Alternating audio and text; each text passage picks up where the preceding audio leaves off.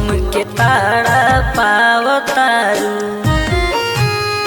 ए जाने जितना छछनावतारू हमके ताड़ा पावतारू। एहो जानू बद दुआ बाजा जाए कदिन रोअबू तू जेतना रोअवतारू हो। एहो जानू बद दुआ बाजा जाए कदिन रोअबू तू जेतना रोअवतारू हो। अरे जोगे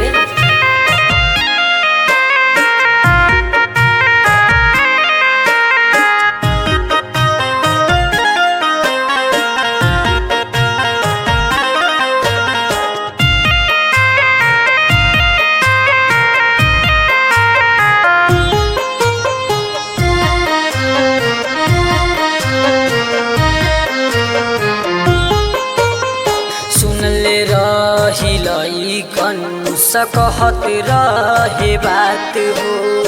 लइकिनी के जात हवे करी एक दिन घात हो। साच कर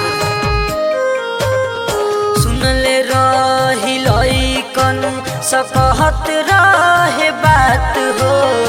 लइकिनी के जात हवे करी एक दिन घात हो। उहे दिन देखावतारू पागला बनावतारू हो। एहो जान बद दुआ बाजा जाए कदिन रोअबू तू जेतना रोआवत बारू हो। एहो जान बद दुआ बा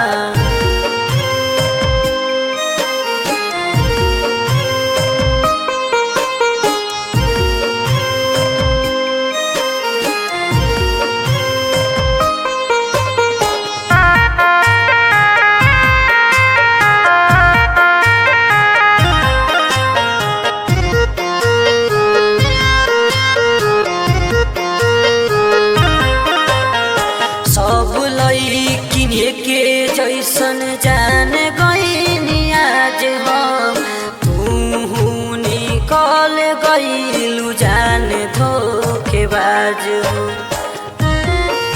अरे दिल से खेल गई सब लइकिन के जैसन जान गईनी आज हम तू निकल गईलू जान धोखेबाज हो। बिजली के अपनावतारू क्रिएटिव बॉय के भुलावतारू हो। एहो जान बद दुआ बाजा जाए कदिन रोअबू तू जेतना रोआवतारू हो। एहो जान बद